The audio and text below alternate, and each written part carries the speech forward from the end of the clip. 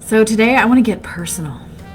I am talking about perfectionism when it comes to showing up and one of my favorite tools to help combat it. If you don't know me, if you are new to my world, my name is Katti Power. I am a speaker, I am a vocal coach, I'm an international best-selling author, and I am a performance coach who helps people in all industries show up powerfully in high-pressure environments. If you are someone who is in a constant battle with yourself about, let's say, whether or not to press live because you are afraid that everything isn't just so, that it's not perfect, then we should talk. You may have heard me talk about this before. I think it was about a year ago. Every once in a while I get to watch American Idol, and I don't know why, I nerd out about it. I like it. My favorite part is really the auditions. I love watching I love watching that beginning part, the auditions, because that's really my world. But last year, I believe it was, there was a singer named Martine, and I didn't watch the rest of the season to even know how far she might have gone, what happened, I have no idea. But her audition was so memorable to me, and it's because of this very topic that we are discussing today. So she came in. Are you nervous? No. And the other thing that I loved was that I'm a very vocal watcher of TV. So it's pretty hard to have any question what my thoughts are while I'm watching something like this, because they're coming out of my mouth as I'm watching them. So, but what I was excited about is that, while I'm like yelling at my TV, my thoughts, Katy Perry is saying the exact same things. Are you a robot? And I was like, yeah, Katti Power right there. Look at that, Katy Power. It's my name. But like we were on the same wavelength, and that made me really happy. It always is pretty cool when that happens. But anyway, so Martine, beautiful girl, very talented. But before we even knew that she was talented, she walks in, and every single aspect of her audition was planned like within an inch of her life. It was so meticulous that she seemed mechanical. I am a singer, songwriter, and film composer.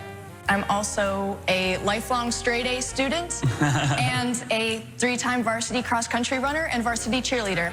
She seemed like she was on some kind of autopilot, like she was so rehearsed, that everything was said perfectly, she was poised perfectly, but it didn't seem real at all. Are you a robot? I just remember like having this reaction to her when she walked out. This is before she has even opened her mouth to sing. And Katy Perry called it out on the spot. She was like, "Are you real, Martine, or are you a robot?" Are you sure you're not a robot? I'm sure. And I was like, yes, that's exactly what I was thinking. And then she sang, and the same thing, like she did a great job. So it's not like she wasn't talented, but it was so inauthentic because it was so rehearsed and perfect, and exactly how she wanted it to be. There were no errors at all. And it did not achieve the desired result. She wanted people to be impressed with what she was able to do and how imperfect she was. But instead, it gave everybody the willies, because we were like, instinctively, we're not trusting her. We're not trusting her because there's this fake plastic quality coming off because she's so perfect. Peach's priority in this circumstance was being perfect. And because her priority was on being perfect rather than on connecting with her audience, rather than expressing what she was feeling, people had an adverse reaction to her. I'm gonna give you an encouraging no. The only way you're gonna get a yes from me is if I can see your true, authentic self. Because she came off as inauthentic, which causes all of our subconscious red flags to perk up and be like, oh, nope, I don't like this person. And a lot of that is subconscious, but what was cool is that in this instance, Katy Perry at least was vocalizing it, like, whoa, no, nope, you're being You're not real. I want to see a real performance, not this fake thing. Peach, here's the thing. It doesn't feel like you're having fun. It feels like you are trying to ace the test. Right. And this is rock and roll. This is pop music. This is about like feeling. It's about heart. It's about connection. Yeah. You know what I'm saying? Yes. Where else does this show up besides the singing world? I've been talking with a lot of people where this is showing up for them as things like going live. They will procrastinate it or skip it altogether because what if they make a mistake? Or what if it looks bad? Or what if you don't have time to put on your full face of makeup? Or insert excuse. Because you can come up with a whole list of excuses and reasons why you might not feel like this is the decision you should make going live. So you just kind of like, nope, not doing that. Or you procrastinate it and put it off. People that don't give in to this kind of perfectionism requirement, the great thing about this kind of person is that their message or their need to help other people achieve something or improve in some way, that need that they have to do that is greater than their perfectionism. And it has to be that way. You have to prioritize what it is that you want to get out there. That has to be more important than doing it correctly. Because like I said with Peach Martine, there was no message, there was no connection, there was no anything. It was just a display of perfectionism. And that's not only not interesting, but it also pulls the power away from what you're trying to achieve. So you think that you have to be perfect in order to achieve. But what happens is when you focus, when you prioritize your perfectionism over what it is you're doing to begin with, that perfectionism takes over and it pulls from the strength of what it is you're trying to do. In her instance, it pulled from her ability to show off what a fantastic performer she is. It pulled from her ability to be seen as, a vocal powerhouse or as an emotional person with she even did an original song. But it was everything was just so, and nobody cares about that. We don't walk out of a movie theater after having an amazing experience and think, wow, everyone was so perfect, right? That's not what we care about. We want to be moved. We want to have an experience. We want to have a connection. That's what any kind of presentation is about. It's about reaching and communicating. And when you focus on that perfectionism, it pulls from that so that it weakens your message. People that don't give into this perfectionism also achieve a lot greater success because they're ready to take action rather than always waiting for everything to be right in line and perfect. So when they are able to just go and do in the moment, they're going to achieve a greater success because they're not stunting their own abilities to accomplish things because of the need for it to be perfect. And also, people that don't give in to this need to be perfect are way more relatable to their audiences.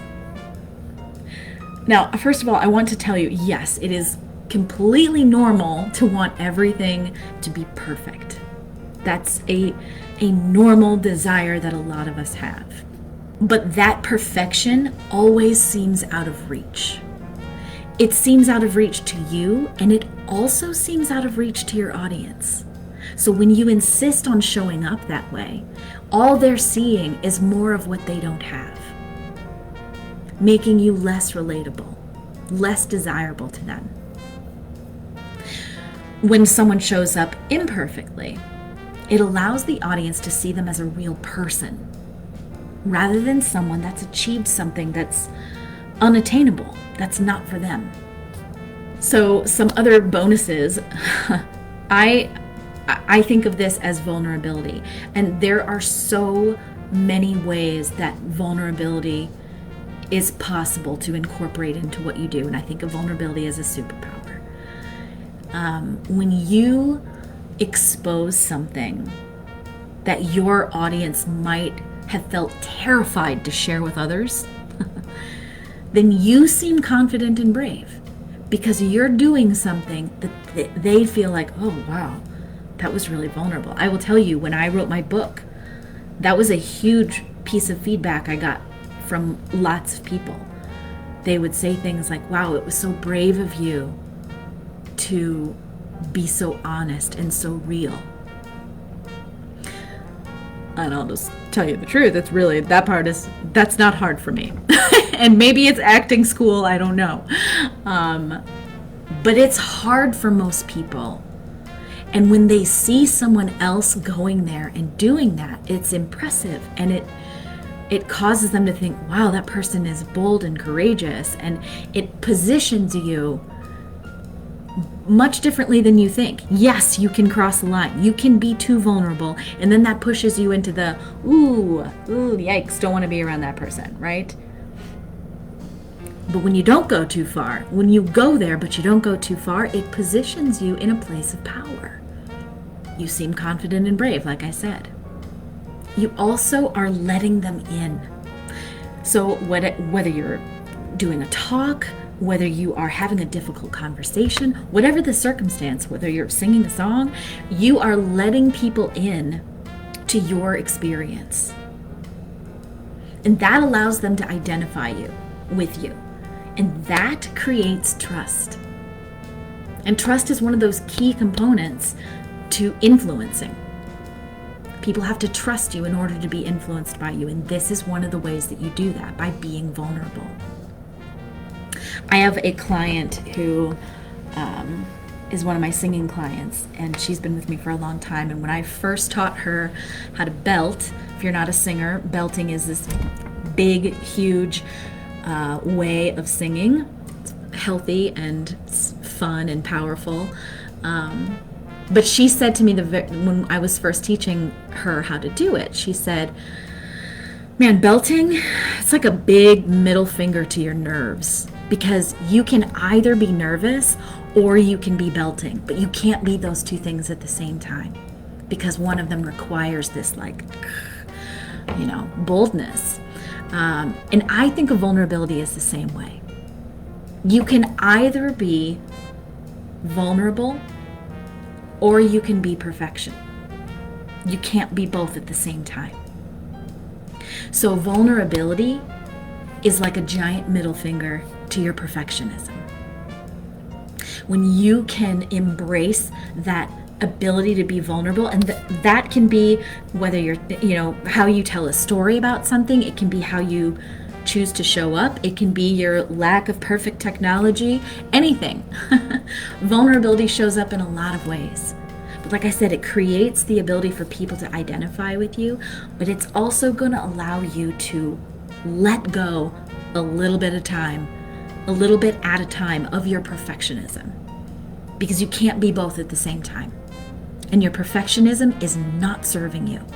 Even though you think it is, it's not. It's doing more damage than you think. It's so weird to me because, and I'm a perfectionist too, so I completely understand.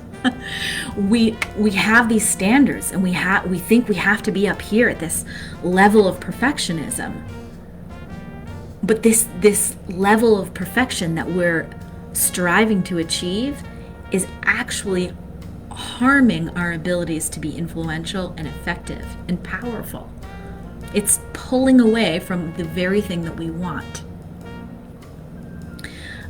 So vulnerability is one of my favorite superpowers for combating perfectionism. And if you want to talk more about what that looks like for you, I would be more than happy to talk about that with you. It's one of my favorite topics to discuss. But if you want to see how that can help you in your life, in your business, in whatever, let's have a conversation about it. And the link to schedule a time to get in my calendar for that is getmypowerup.com. And when you go to that page, it's going to ask you, you'll have to enter your contact information so that I have it, so that I can contact you. But it's also going to ask you a few questions, and then you'll have an opportunity to schedule a time in my calendar. So that's kind of how that works. But let's do that. Let's get you on the path to showing up more powerfully, and this is one of the greatest ways to do that. So getmypowerup.com. I look forward to seeing you. This is totally achievable. You can do this. Let me know what questions you have.